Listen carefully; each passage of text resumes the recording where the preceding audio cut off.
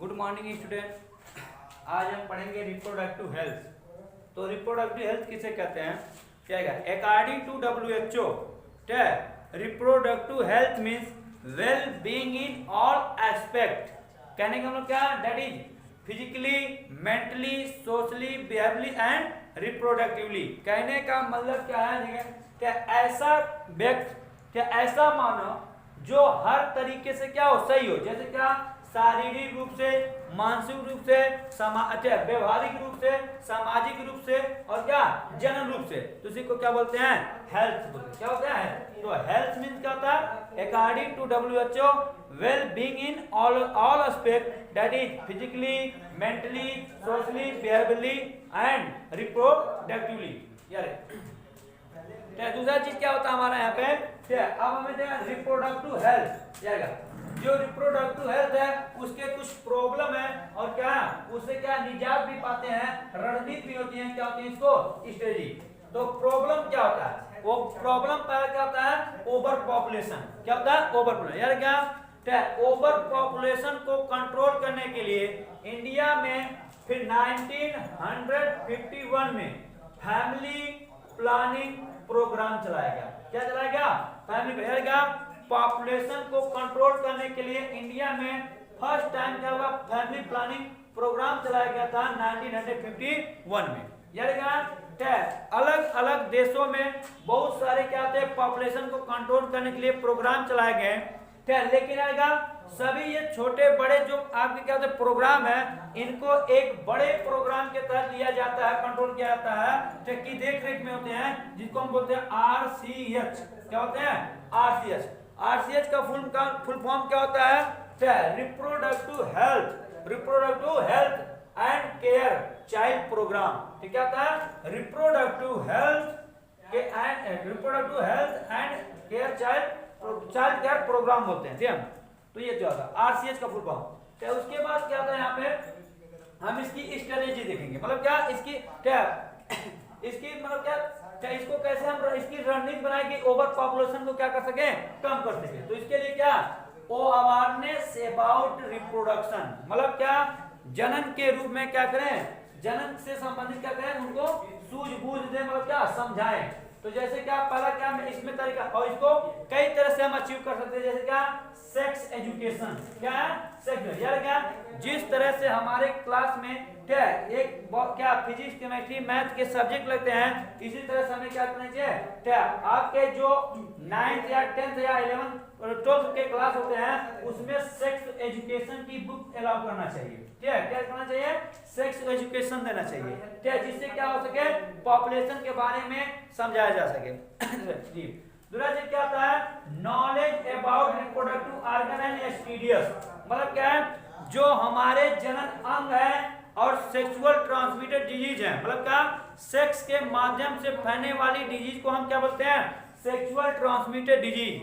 तो यार क्या जो सेक्स के माध्यम से फैलने वाली बीमारियां होती हैं उनको हम क्या बोलते हैं? Sexual transmitted disease. तो यार क्या सेक्सुअल ट्रांसमिटेड डिजीज के बारे में हमें समझाना चाहिए, और जो उनके रिप्रोडक्टिव ऑर्गन होते हैं, मतलब क्या जो जनन अंग होते हैं, उनके बारे में भी क्या होना चाहिए?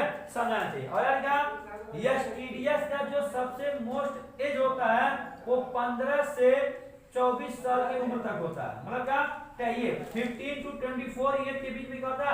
एसटीडीएस सेक्सुअल ट्रांसमिटेड डिजीज होने की क्या ज्यादा चांसेस होते हैं। ठीक है? आगे यदि जनसंख्या पर नियंत्रण रखना है तो बर्थ कंट्रोल डिवाइसेस को क्या के बारे में भी क्या होना चाहिए? हमें अवेयरनेस करना चाहिए, समझना चाहिए। ठीक है? बर्थ कंट्रोल डिवाइसेस क्या होती हैं? बर्थ कंट्रोल डिवाइसेस वे डिवाइसेस होती हैं जिससे पॉपुलेशन को क्या किया जाए? डिक्रीज किया जाए, मतलब क्या रिटार्ड घटा दिया जाए। ठीक है? तो ये होते हैं बर्थ कंट्रोल डिवाइसेस। अगला चीज होता है क्या आपका?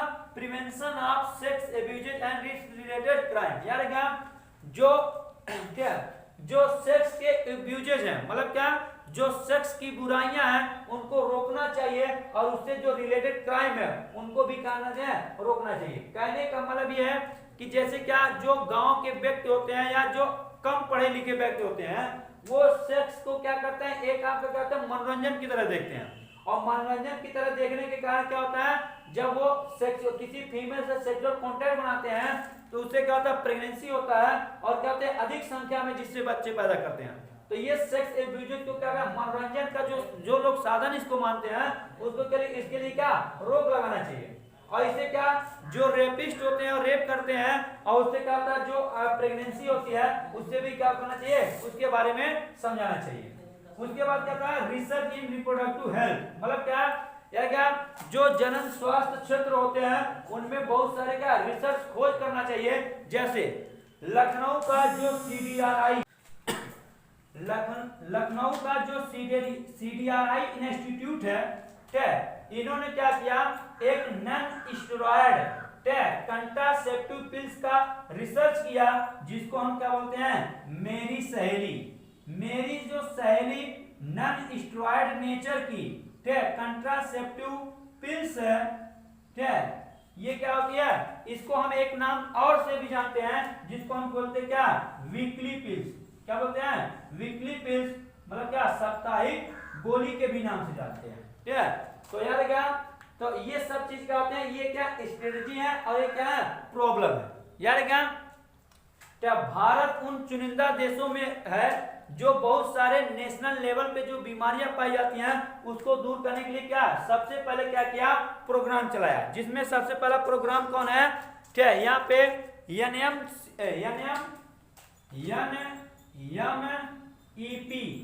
ये क्या है, जनन स्वास्थ्य को पाने के लिए इंडिया ने क्या किया, बहुत सारे ऐसे प्रोग्राम चालू किए हैं। जिसमें पहला कौन है, नेशनल मलेरिया इरिडिकेशन प्रोग्राम, ये चलाया गया। और यार क्या, नेशनल मलेरिया जो इरिडिकेशन प्रोग्राम चलाया गया, इससे ये प्रोग्राम आज भी सक्सेस नहीं है, अभी भी क्या है, सभी को मलेरिया पकड़ता, तो इससे अभी हम छुटकारा नहीं पाए हैं। क्या दूसरा क्या होता है, NCCP, मतलब क्या, नेशनल कालरा कंट्रोल प्रोग्राम, मतलब क्या, कालरा बीमारी को से छुटकारा पाने के लिए एक प्रोग्राम चलाया गया, जिसको हम क्या बोलते हैं, NCCP। ठीक है, ये दूसरा चीज क्या होता है, NLCP, national leprosy control programme, मतलब क्या, लेप्रोसी बीमारी को पर नियंत्रण पाने के लिए एक प्रोग्राम चलाया गया, जिसको बोलते हैं क्या, NLCP। उसके बाद क्या होता है आपका NSEP,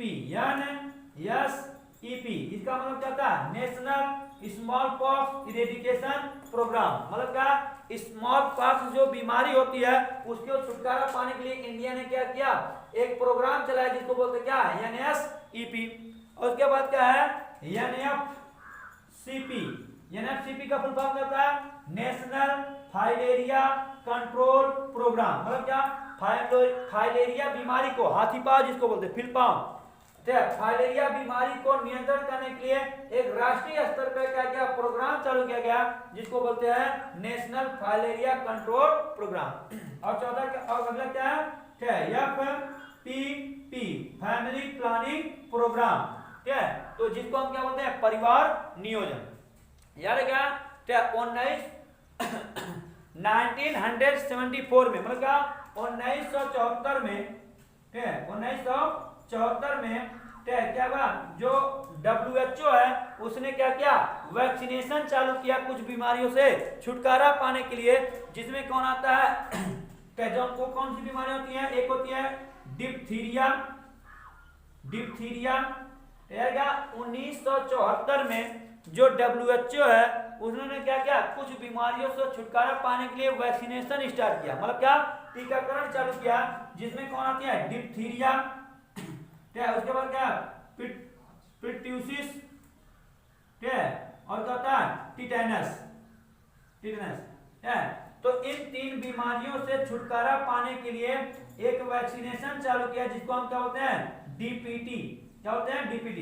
तो DPT का जो इंजेक्शन होता है, जो DPT का वैक्सीन होती है, उसमें 3 बीमारियों से लड़ने की क्षमता होती है। कौन, डिप्थीरिया, पिट्यूसिस और टिटेनस। और जो तीसरा होता है यहाँ पे, और क्या है, अरे ये टीबी। टीबी क्या होता है, टीबी जो होता है वो माइक्रोबैक्टीरियम ट्यूबरकुलाइक नामक बैक्टीरिया से फैलता है। और टीबी के लिए जो वैक्सीन होती है उसका नाम क्या है, BCG। क्या होता है, BCG। तो BCG का जो टीका होता है वो टीबी बीमारी से लड़ने के लिए होता है। ठीक है, अगला क्या होता है आपका यहाँ पे, मीजल्स, क्या है मीजल्स, मीजल्स और कौन पोलियो, क्या है पोलियो जाएगा। मीजल्स बीमारी के लिए जो टीका होता है उसको बोलते हैं MMR, क्या बोलते हैं MMR जाएगा।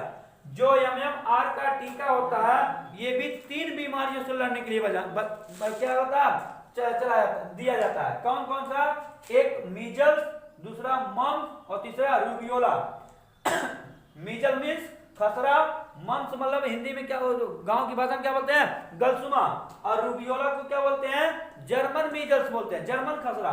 और जो जर्मन खसरा होता है इसको हम 3 डे मीजल्स बोलते हैं, क्योंकि ये इतना खतरनाक होता है कि अगर किसी को हो गया तो वो 3 दिन में मर जाता है। इतना देखिए को बोलते हैं 3 डे मीजल बोलते हैं। और यार का यहाँ पे जो आपका 6वां टीका बीमारी से लड़ने के लिए टीका बनाया गया वो क्या था, OPV या IPV, मतलब क्या यहाँ पे IPV मतलब ओरल पोलियो वैक्सीन या इंजेक्टेड पोलियो वैक्सीन। मतलब क्या, यदि पोलियो की वैक्सीन मुख के द्वारा लेते हैं तो उसको बोलते हैं OPV, और अगर क्या करते हैं इंजेक्शन के द्वारा लेते हैं तो उसे हम क्या बोलते हैं IPV, क्या है जी।